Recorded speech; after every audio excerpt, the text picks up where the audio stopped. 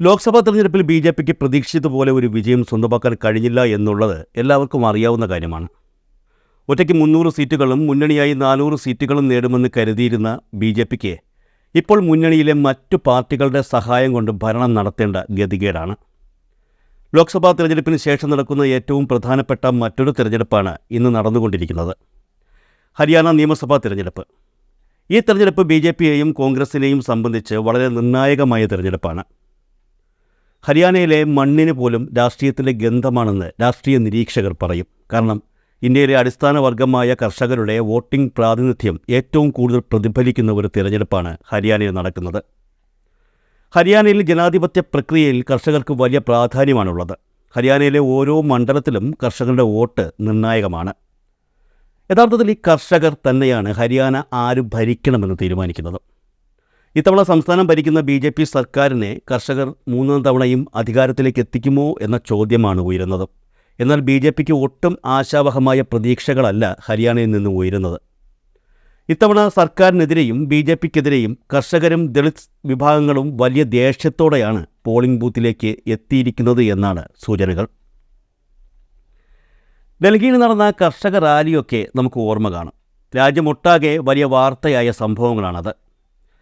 കേന്ദ്രവും ഹരിയാന സംസ്ഥാനവും ഭരിക്കുന്ന ബി.ജെ.പി. സർക്കാരിനെതിരെ കർഷകർ വലിയ പ്രതിഷേധത്തിലാണ്. കർഷകർക്കും കാർഷിക മേഖലയ്ക്കും വേണ്ടി ബി.ജെ.പിയുടെ നേതൃത്വത്തിലുള്ള സർക്കാർ ഒന്നും ചെയ്തില്ലെന്ന അഭിപ്രായമാണ് ഭൂരിപക്ഷം കർഷകർക്കുമുള്ളത്. വിളകൾക്ക് താങ്ങുവില ഉറപ്പിക്കാൻ ബി.ജെ.പി. സർക്കാർ വേണ്ടത്ര നടപടികൾ സ്വീകരിച്ചില്ലെന്ന പരാതിയും കർഷകർക്കിടയിലുണ്ട്.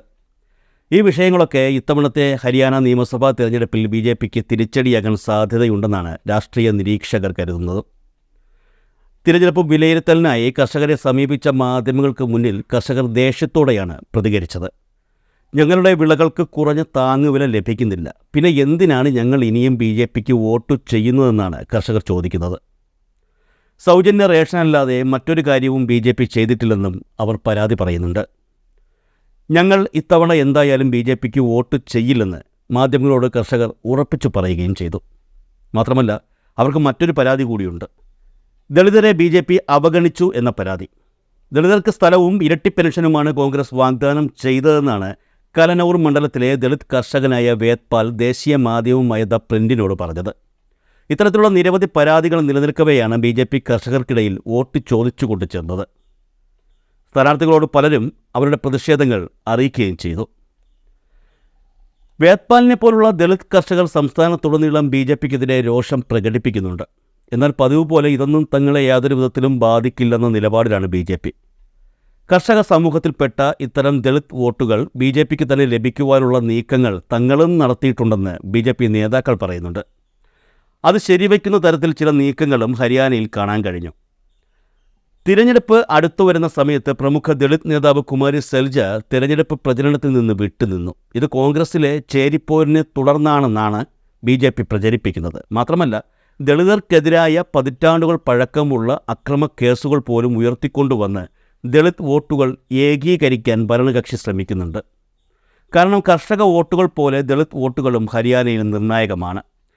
എന്നാൽ ഒരു ദശാബ്ദക്കാലത്തെ ഭരണവിരുദ്ധത, മാസങ്ങളായി തുടർന്നു വരുന്ന കർഷക പ്രതിഷേധങ്ങൾ, വർദ്ധിച്ചു വരുന്ന തൊഴിലില്ലായ്മ, അഗ്നിവീർ പ്രതിഷേധങ്ങൾ, ബി.ജെ.പി. ഭരണഘടന മാറ്റാൻ പോകുന്നു എന്ന ക്യാമ്പയിൻ എന്നിവ ഉയർത്തിക്കാട്ടിയാണ് കോൺഗ്രസ് ഹരിയാനയിൽ പ്രചരണ രംഗത്തുള്ളത്. ഇതിൽ പല വസ്തുതകളും കോൺഗ്രസ് പാർട്ടിക്ക് ദളിത് പിന്തുണ കൂട്ടിയിട്ടുണ്ടെന്നാണ് വിദഗ്ധർ ചൂണ്ടിക്കാട്ടുന്നത്.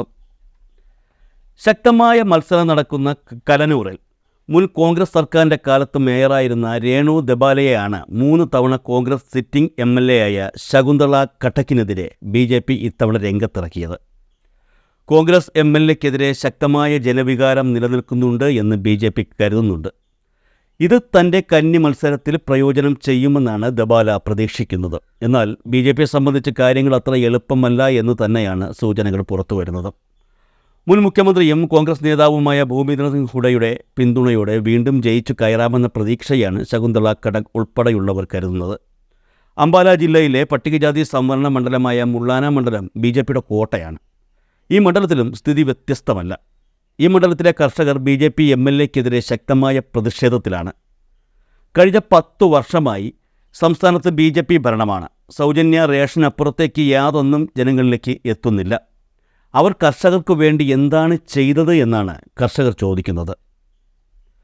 കർഷകരുടെ പ്രതിഷേധത്തിനിടെ അതിർത്തികൾ അടച്ചിരുന്നു. ആ അതിർത്തികൾ ഇപ്പോഴും അടച്ചിട്ടിരിക്കുകയാണ്. അവർ കർഷകരല്ലെന്നും രാഷ്ട്രീയക്കാരാണെന്നുമാണ് സർക്കാർ പറയുന്നത്. വേറൊരു തൊഴിലുമില്ലാത്തത് കൊണ്ടല്ല കർഷകർ അതിർത്തിയിൽ തമ്പടിച്ചിരിക്കുന്നതെന്നും അതിർത്തിയിൽ വെറുതെ തങ്ങാൻ ആർക്കെങ്കിലും സമയമുണ്ടോ എന്നുമാണ് മുള്ളാനിലെ കർഷകർ ചോദിക്കുന്നത്. 24 വിളകൾക്ക് കുറഞ്ഞ താങ്ങുവില നൽകിയതായി BJP അവകാശപ്പെടുന്നു. എന്നാൽ കർഷകർ മണ്ണിൽ നിന്ന് 2-ൽ കൂടുതൽ വിളകൾ വാങ്ങുന്നില്ല എന്നാണ് മുള്ളാനിലെ കർഷകർ രോഷത്തോടെ പറയുന്നത്. 2014-ലും 2019-ലും നരേന്ദ്രമോദിയുടെ നേതൃത്വത്തിലുള്ള BJPക്ക് വോട്ട് ചെയ്തെന്ന് അവകാശപ്പെട്ട കർഷകരാണ് ഇക്കാര്യങ്ങളൊക്കെ പറഞ്ഞത് എന്നുകൂടി ഓർക്കണം. മാത്രമല്ല അവർ മറ്റൊന്നുകൂടി പറയുന്നുണ്ട്. ഇത്തവണത്തെ ലോക്സഭാ തെരഞ്ഞെടുപ്പിൽ ഞങ്ങൾ കോൺഗ്രസിനാണ് വോട്ട് ചെയ്തതെന്ന്. ദളിത് വോട്ടുകളും ജാട്ട് ഇതര വോട്ടുകൾ എന്നിവയൊക്കെ ഹരിയാന രാഷ്ട്രീയത്തിൽ പ്രധാനപ്പെട്ടവയാണ്. സംസ്ഥാനത്തെ ജനസംഖ്യയുടെ 25% ജാട്ട് വോട്ടുകളാണെന്നുള്ളതും കൂടി ഓർക്കണം. കോൺഗ്രസിന്, പ്രത്യേകിച്ചും ഹൂഡ വിഭാഗത്തിൻ്റെ പിന്തുണയോടെ പ്രധാന നട്ടെല്ലാണ് ഈ വോട്ടുകൾ. മറുവശത്ത് ജനസംഖ്യയുടെ 33% വരുന്ന മറ്റ് പിന്നോക്ക വിഭാഗങ്ങൾ BJP പിന്തുണയ്ക്കുന്നുണ്ട് എന്നാണ് കണക്കുകൾ. എന്നാൽ ഈ തെരഞ്ഞെടുപ്പിലെ നിർണായക സ്വാധീനം ചെലുത്തുന്ന ഘടകങ്ങൾ സംസ്ഥാനത്തെ ജനസംഖ്യയുടെ 21% വരുന്ന ദളിത് വിഭാഗമാണെന്ന് ഉറപ്പായി കഴിഞ്ഞു. ജാട്ടുകളും ദളിതരും തമ്മിലുള്ള ഐക്യം ഹരിയാനയിൽ ഇപ്പോൾ ശക്തമാണ്. ഈ ശക്തിയിലാണ് കോൺഗ്രസ് പിന്തുണ കുതിച്ചുയരുന്നതിനും ലോക്സഭാ തെരഞ്ഞെടുപ്പിൽ BJPക്ക് 5 സീറ്റുകൾ നഷ്ടപ്പെടുന്നതിനും കാരണമാക്കിയത്. ലോക്സഭാ തെരഞ്ഞെടുപ്പിലെ പോലെ തന്നെ ഈ നിയമസഭാ തെരഞ്ഞെടുപ്പിനും ജാട്ട് ദളിത് വോട്ടുകൾ നിർണായകമാണ്. മറ്റൊരു പ്രധാന കാര്യമുണ്ട്. തെരഞ്ഞെടുപ്പിന് മുൻപ് തന്നെ ഹരിയാനയിലെ BJPയിൽ പൊട്ടിത്തെറിയും ചീറ്റലുമൊക്കെ ആരംഭിച്ചിരുന്നു. ആദ്യം മത്സരിക്കാനുള്ള സ്ഥാനാർത്ഥിത്വത്തിനു വേണ്ടിയായിരുന്നു അടിപിടികൂടൽ. ആ പ്രശ്നം എങ്ങനെയെങ്കിലും ഒതുക്കിക്കൊണ്ടു വന്നപ്പോൾ അടുത്തത് തെരഞ്ഞെടുപ്പിൽ BJPക്ക് ഭൂരിപക്ഷം ലഭിച്ചാൽ മുഖ്യമന്ത്രി ആരാകുമെന്ന വിഷയത്തിൽ അടിപിടിയായി. അതിപ്പോഴും തുടർന്നുകൊണ്ടിരിക്കുന്നതേ ഉള്ളൂ. BJPയുടെ മുഖ്യമന്ത്രി സ്ഥാനത്തേക്ക് പുതിയ മത്സരാർത്ഥികൾ ദിവസം പ്രതി എത്തിത്തുടങ്ങിയതാണ്. നയാബ് സൈനി സർക്കാരിൻ്റെ മന്ത്രിസഭയിൽ ഇടം നേടാൻ പോലും കഴിയാത്ത ഹരിയാനയിലെ മുൻ ആഭ്യന്തരമന്ത്രി അനിൽ വിജിനാണ് മുഖ്യമന്ത്രി സ്ഥാനത്തേക്ക് ഇപ്പോൾ അവകാശവാദം ഉന്നയിച്ച് രംഗത്തെത്തിയിരിക്കുന്നത്. അംബാലഗാൻ അസംബ്ലി സീറ്റിൽ നിന്നുള്ള BJP സ്ഥാനാർത്ഥിയാണ് അനിൽ വിജിൻ. അനിൽ വിജിന് മുൻപ് കേന്ദ്രമന്ത്രി റാവു ഇന്ദ്രജിത് സിംഗും മുഖ്യമന്ത്രിയാകണമെന്ന അവകാശവാദം ഉന്നയിച്ചിരുന്നു. എന്നാൽ ഇപ്പോൾ അതൊന്നും തീരുമാനിക്കാൻ പറ്റിയ സാഹചര്യമല്ല എന്ന് പറഞ്ഞ് BJP തെരഞ്ഞെടുപ്പിൽ ശ്രദ്ധ കേന്ദ്രീകരിക്കാൻ ഇവരോട് പറയുകയായിരുന്നു. ഇപ്പോഴത്തെ മുഖ്യമന്ത്രി നയാബ് സിംഗ് സൈനിയെ ഹരിയാനയിൽ മുഖ്യമന്ത്രി മുഖമായി BJP അനൗദ്യോഗികമായി പ്രഖ്യാപിച്ചിരുന്നു എന്നുള്ളതാണ് സത്യം. എന്നാൽ ഇതൊന്നും മറ്റു നേതാക്കൾ അംഗീകരിക്കുന്നില്ല. മനോഹർലാൽ ഖട്ടർ സർക്കാരിലാണ് അനിൽ വിജിൻ ഹരിയാനയിലെ ആഭ്യന്തരമന്ത്രിയായിരുന്നത്. സംസ്ഥാനത്തെ ഏറ്റവും സീനിയറായിട്ടുള്ള BJP നേതാവ് താനാണ് എന്നാണ് അനിൽ വിജിൻ പറയുന്നത്. താൻ 6 തവണ തെരഞ്ഞെടുപ്പിൽ മത്സരിച്ചിട്ടുണ്ടെന്നും താൻ പാർട്ടിയോട് ഒന്നും ആവശ്യപ്പെട്ടില്ലെന്നുമാണ് പുള്ളിക്കാരൻ്റെ വാദം. ഇത്തവണ ഞാൻ മുഖ്യമന്ത്രി സ്ഥാനത്തേക്ക് സീനിയോറിറ്റിയുടെ അടിസ്ഥാനത്തിൽ അവകാശവാദം ഉന്നയിക്കുമെന്നും അദ്ദേഹം പറയുന്നുണ്ട്. ഞാൻ എവിടെ പോയാലും എല്ലാവരും എന്നോട് പറയുന്നത് നിങ്ങളല്ലേ സീനിയർ മോസ്റ്റ് എന്നാണ്. എന്തുകൊണ്ടാണ് എനിക്ക് മുഖ്യമന്ത്രിയാകാൻ സാധിക്കാത്തത്? ഇങ്ങനെയാണ് പുള്ളി ചോദിക്കുന്നത്. കൂട്ടത്തിൽ ഒരു കാര്യം കൂടി ഈ പുള്ളിക്കാരൻ ഉറപ്പ് പറയുന്നുണ്ട്. സർക്കാർ രൂപീകരിക്കുകയും പാർട്ടി എനിക്ക് മുഖ്യമന്ത്രി സ്ഥാനം നൽകുകയും ചെയ്താൽ ഹരിയാനയുടെ വിധിയും ചിത്രവും ഞാൻ മാറ്റിത്തരാമെന്ന്. ഇത്തവണത്തെ നിയമസഭാ തെരഞ്ഞെടുപ്പിൽ BJP പച്ച തൊട്ടേക്കില്ല എന്ന തെരഞ്ഞെടുപ്പ് വിദഗ്ധരുടെ വിലയിരുത്തലിനിടയിലാണ് നിലവിളിയും കരച്ചിലുമായി BJP നേതാക്കൾ മുഖ്യമന്ത്രി സ്ഥാനത്തിനായി ഇങ്ങനെ രംഗത്തെത്തിക്കൊണ്ടിരിക്കുന്നത്.